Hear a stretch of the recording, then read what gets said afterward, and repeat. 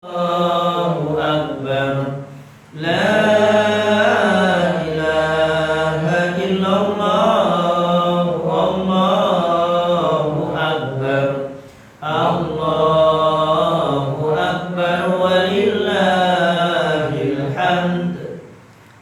Assalamualaikum warahmatullahi wabarakatuh. Alhamdulillahirabbil alamin. Nahmaduhu wa nasta'inuhu wa nastaghfiruh wa na'udzu billahi min shururi anfusina wa min sayyiati a'malina. Man yahdihillahu fala mudilla lahu wa man yudlilhu fala hadiya lahu. Asyhadu an la ilaha illallah wahdahu la syarika lahu wa asyhadu anna Muhammadan 'abduhu wa rasuluhu wa la rasula ba'da. Allahumma shalli ala sayyidina Muhammadin wa ala alihi wa ashabihi ajma'in wa ba'd. Ibu-ibu, bapak dan hadirin yang dirahmati Allah Subhanahu wa taala, jadi intinya mari kita bersyukur kepada Allah Subhanahu wa taala yang telah memberikan kita berbagai macam nikmat, utamanya nikmat iman, nikmat Islam, kesehatan dan kesempatan, sehingga Allah perkenankan pada sore hari ini menjelang malam hari ini kita dapat melaksanakan salat maghrib, dan lebih bersyukur lagi kita bisa berjamaah. Mengapa kita bersyukur? Karena tentunya hari ini juga, detik ini juga ada orang yang di rumah sakit. Bahkan mungkin ada yang sakit sekarang ini di rumah. Nah, kita yang diberikan Allah kesehatan ini berarti besar sekali yang beri Allah berikan nikmat itu. Dan tidak ada kata lain, dan yang paling utama kita mari sama-sama bersyukur dengan mengucapkan hamdalah. Alhamdulillahirabbil alamin. Salawat dan salam tiada henti-hentinya kita sampaikan juga kepada Nabi Agung kita Muhammadin sallallahu alaihi wasallam, serta keluarga, sahabat, kerabat dan seluruh pengikutnya hingga zaman nanti. Dan tentunya berharap sangat juga kita akan mendapat syafaat di akhir nanti. Ibu bapak dan hadirin yang dirahmati Allah Subhanahu wa taala, hari ini renungan kita tentang ketaatan membawakan rahmat dan kemaksiatan membawa musibah. Ibu bapak dan hadirin yang dirahmati Allah Subhanahu wa taala, di dalam surah Al-Imran ayat 132 di mana Allah berfirman, "Atiullah wa atiur rasul la'allakum turhamun." Taat kepada Allah, taat kepada Rasul, maka kita akan mendapatkan rahmah. Bapak Ibu dan hadirin yang dirahmati Allah Subhanahu wa taala, bercermin dari kisah Nabi Ibrahim yang Masya Allah punya anak semata wayang yang usia tua. Kalau kita mungkin usianya sudah 80 tahun ke atas, 100 bahkan punya anak, itu sesuatu yang sangat-sangat dicintai. Tapi karena ketaatannya Masya Allah, walaupun melalui berbagai macam rintangan, mimpi bahasanya begitu, mimpinya bagaimana disuruh menyembelih Ismail, disuruh menyembelih anaknya yang begitu disayangkan. Tapi karena Nabi Ibrahim yang mukhlishina lahuddin, ikhlas di dalam menjalankan agama, yaitu perintah Allah, maka Masya Allah seperti apa yang mungkin kita lakukan sekarang ini, maka terjadilah peristiwa kurban yang ditetapkan oleh Allah, yang Allah karena Maha Pengasih dan Penyayangnya, tadinya Ismail yang disembelih, tapi Allah ganti dengan seekor kibas, seekor domba bahasanya. Termasuk istrinya Siti Sarah ditinggal di padang pasir yang begitu panasnya, begitu teriknya, tidak ada satu pohon pun di sana. Bahkan air pun susah. Tapi karena ketaatan ini Allah ganti dengan air zam-zam. Coba. Begitu dahsyatnya ketaatan itu. Nah, kita juga bisa membayangkan kita dengan orang tua kita, karena kita taat kepada orang tua pun insya Allah sayang kepada kita. Saking sayangnya, hartanya yang banyak itu nanti diberikan kepada anak. Ada begitu? Leres?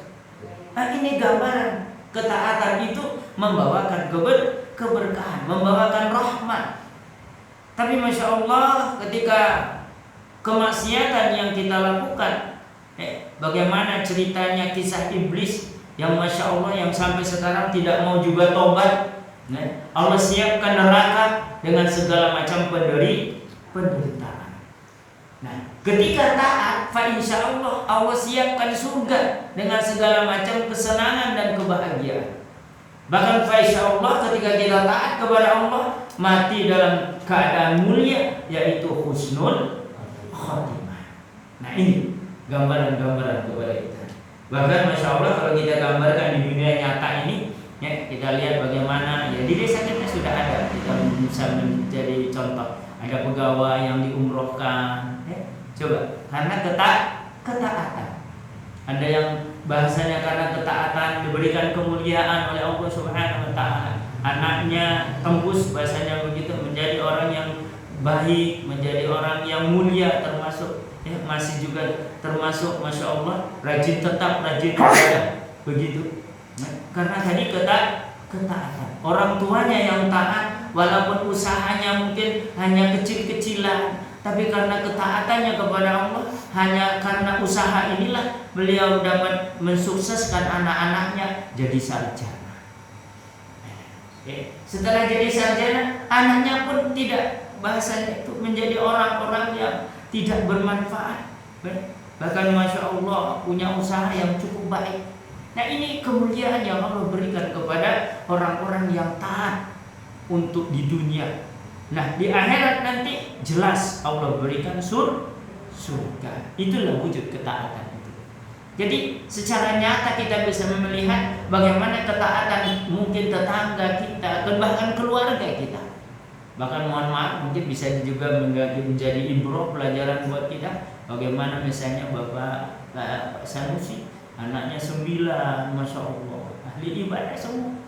Kan ada yang sudah haji, kalau umrah ada yang bola balik, ada yang dipanggil oleh kerajaan Arab Saudi kemarin waktu bulan haji yang lalu.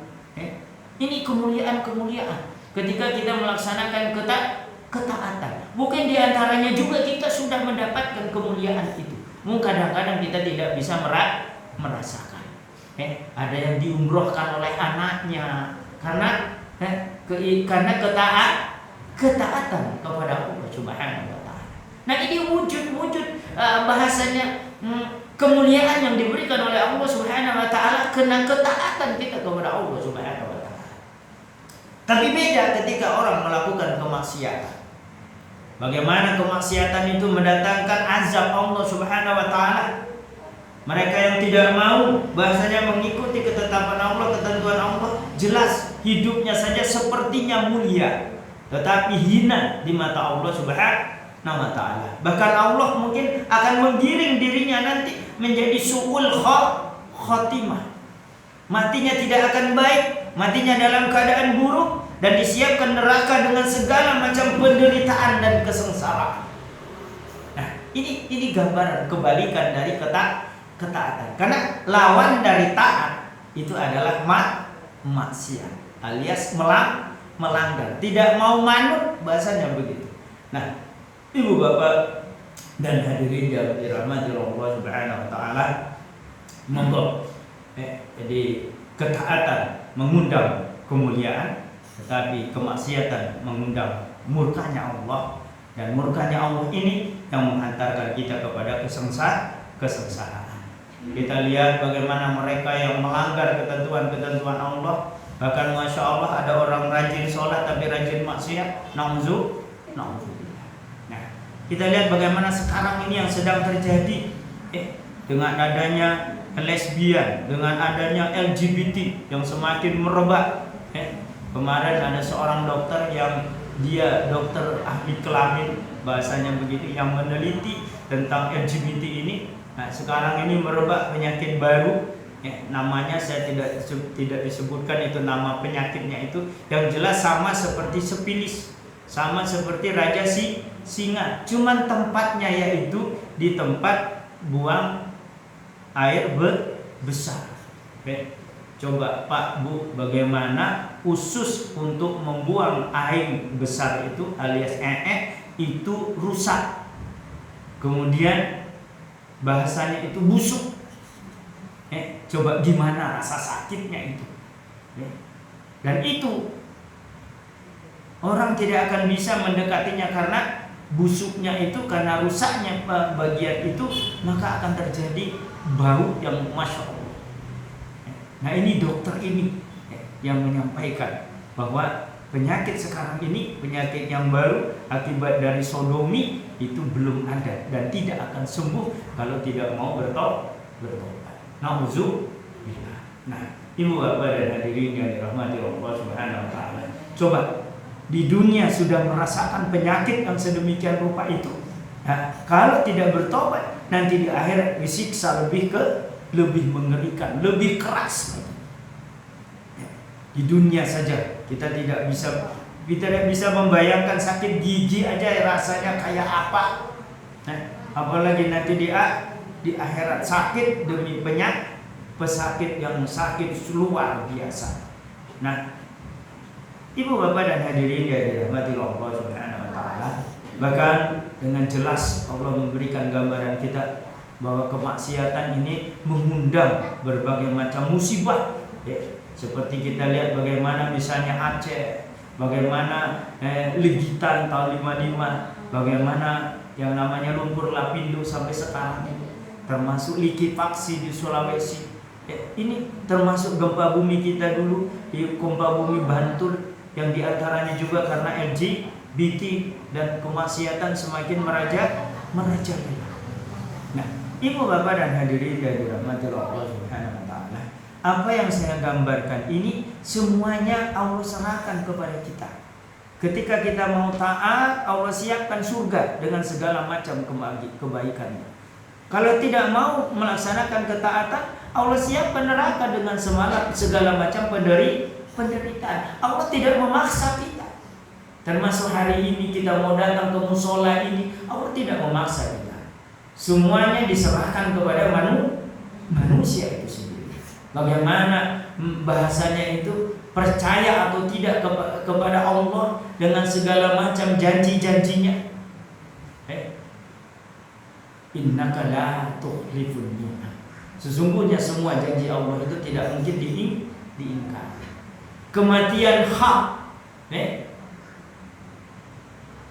alam kubur hak, yaumil mahsyar hak, surga dan neraka hak, bahkan al-mizan hak, semuanya benar. Kematian benar, alam kubur benar, nanti yaumil mahsyar itu tempat kumpulnya manusia seperti wukuf di Arafah yang 2.300.000. Mungkin nanti kita dari sejak zaman Nabi Adam sampai dengan Nabi Muhammad SAW berkumpul dengan panji-panji kebesaran masing-masing.